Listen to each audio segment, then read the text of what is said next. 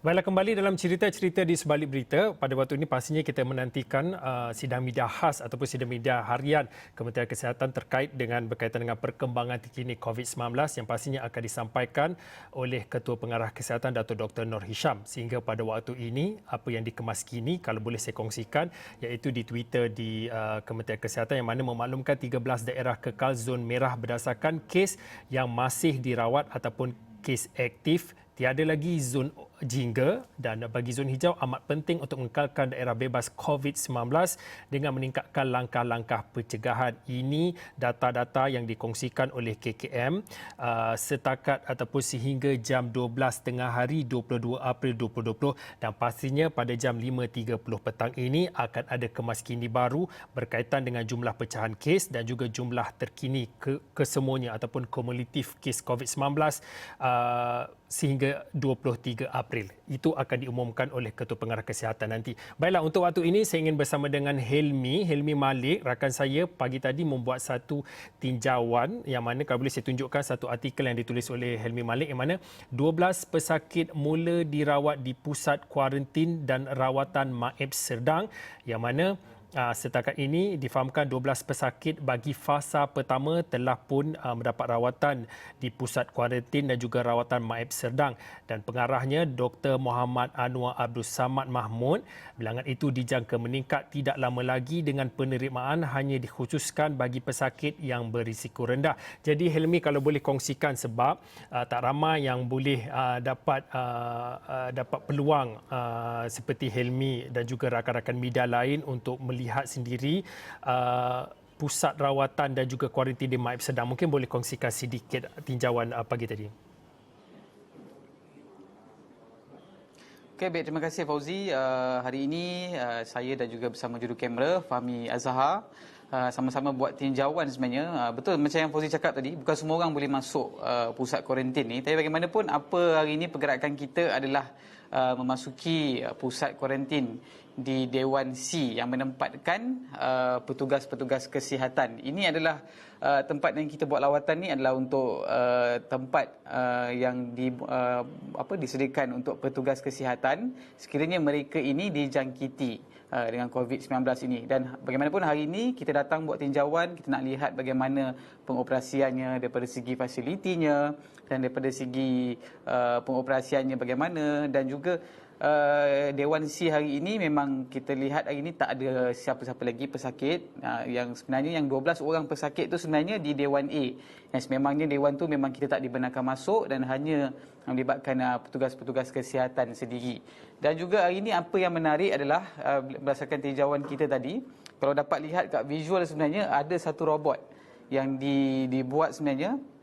Tujuannya adalah, kegunaannya adalah untuk menghantar makanan kepada pesakit-pesakit COVID-19 ini di mana pada robot itu sendiri mampu memuatkan 16 pack makanan pada setiap tingkat. Jadi bila adanya kegunaan robot ini, kuranglah kontak daripada segi petugas kesihatan dengan pesakit-pesakit COVID ni.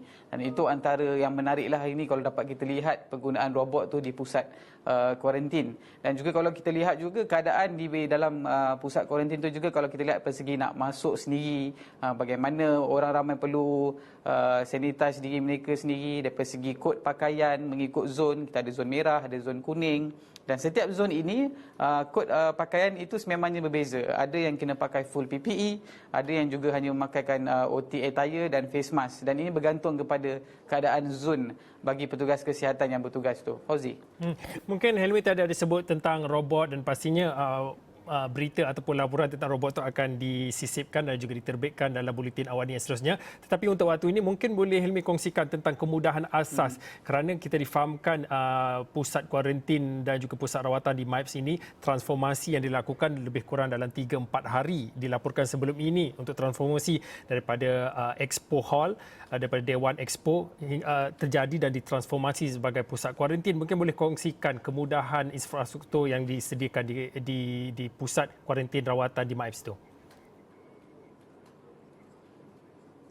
Okey, sebenarnya kalau nak bercakap mengenai dengan fasiliti ni sebenarnya, kalau kita dengar sendiri daripada petugas kesihatan ni, memangnya ada cabaran. Kerana apa? Mereka ini berbeza daripada hospital-hospital lain. Kalau kita lihat di kawasan pusat kuarantin Maib sendiri, fasiliti yang dia terima semua adalah fasiliti yang baru. Jadi mereka perlu nak menyesuaikan diri dengan peralatan-peralatan baru, dan kalau nak menyentuh mengenai dengan fasiliti tadi, sememangnya dia beroperasi lengkap, tapi hanya melibatkan fasiliti asas, dan dia sama seperti hospital biasa, ada tempat X-ray, ada tempat untuk buat rawatan klinikal dan sebagainya. Dan untuk di pusat kuarantin Dewan C ini yang kita buat tinjauan tadi tu, melibatkan petugas kesihatan. Kalau di situ sebenarnya melibatkan 204 katil kesemuanya, tapi dipecahkan kepada dua. Jadinya ada 120 untuk lelaki dan juga 120 lagi untuk perempuan. Dia mungkin agak limited sikit daripada segi penyediaan katil itu berbanding daripada Dewan A yang menempatkan sendiri pesakit yang positif COVID-19 ni, di mana di sana ada 400 katil. Tapi buat masa ini mereka dah buka 64 katil yang baru saja beroperasi, tapi setakat ini pesakit baru ada 12 orang. Dan kenapa ada 64 katil mereka buka? Ini sebagai persiapan buat mereka, sebab buat masa ini pun walaupun setakat Selasa 21 April lepas mereka menerima 12 pesakit ini, ada daripada kawasan Seremban, Rembau dan juga Lembah Kelang, dan mungkin dijangka kemasukan pesakit ini akan meningkat. Tapi bagaimanapun seperti yang saya laporkan, ia masih lagi bergantung kepada kadar keseriusan daripada penyakit COVID-19 itu, dan ini hanya menempatkan bagi pesakit-pesakit COVID-19 yang berisiko rendah, dan dia tidak merawat bagi pesakit COVID-19 yang kritikal. Seperti yang saya sebutkan sebelum ini, di sini dia tidak dilengkapi dengan peralatan sama seperti di unit rawatan rapi ICU, dan itu di antara disebabkan mengapa mereka membuat limit mengawal kemasukan pesakit COVID-19 ini, dalam memastikan tak ada yang kritikal untuk masuk di pusat kuarantin di Maib Sedang ini. Helmi, mungkin boleh kongsikan sedikit. Tadi Helmi ada katakan tentang bagaimana proses untuk masuk di situ, tentang tahap keselamatan dan juga saringan kesihatan untuk warga media juga, untuk bila nak buat liputan perlu melalui proses itu. Mungkin boleh kongsikan sebab itu pastinya sedikit cabaran dalam melakukan tugasan. Bila kita cerita tentang tugasan membuat liputan sepanjang PKP ini, inilah yang disebut sebagai era normal baru kewartawanan, kerana benda-benda yang lazim yang dahulu tidak boleh dilakukan pada waktu ini, kerana yang baru inilah yang perlu dilazimkan, yang baru inilah yang perlu dibiasakan. Itu yang disebut sebagai era normal baru. Mungkin boleh kongsikan sedikit proses pemeriksaan, kawalan keselamatan, pemeriksaan kesihatan, bila mana boleh dibenarkan masuk dalam zon ataupun dewan dalam pusat kuarantin rawatan Maib tadi. Okey Fauzi, seperti biasa, kalau nak menyentuh mengenai COVID-19 ini, perkara asas memangnya akan dilakukan. Antaranya, kalau kita pergi mana-mana pun, pertama sekali kita kena cek suhu, dan kita kena pastikan kita memakaikan topeng muka, face mask sebagainya, dan perlu ada sanitizer di tangan. Dan itu antara perkara-perkara asas yang perlu kita buat sebelum kita memasuki kawasan pusat kuarantin. Walaupun tak ada lagi pesakit dalam tu, tapi itu antara langkah pencegahan yang perlu kita ambil, kerana kita nak memastikan tak ada jangkitan libatkan antara petugas media, antara petugas kesihatan yang berada dalam tu. Dan kalau secara teknikalnya, memang kalau kita lihat daripada segi untuk kita masuk ke kawasan itu, memang disediakan satu ruangan khas di mana kita perlu memasuki kawasan yang disediakan tu, dan akan ada sanitizer yang akan orang kata proses penyakuman tu melalui proses seluruh kat badan kita sebelum kita memasuki kawasan pusat kuarantin itu sendiri. Dan apa yang saya pastikan, kalau kat dalam juga, kalau kita lihat pakaian yang dikenakan tu juga seperti yang saya katakan tadi, dia mengikut zon. Kalau kata kira hari ini kita tak perlu buat pakaian apa-apa lagi disebabkan tak ada pesakit dan sebagainya. Tapi kalau daripada segi demonya tadi, kalau kita dapat lihat daripada segi petugas kesihatan tu sendiri, macam yang saya mention sebelum tadi, ada yang pakai PPE, ada yang mengenakan hanya OT attire dan juga face mask. Dan juga sebenarnya mereka masih lagi menantikan kelengkapan-kelengkapan baru untuk masuk.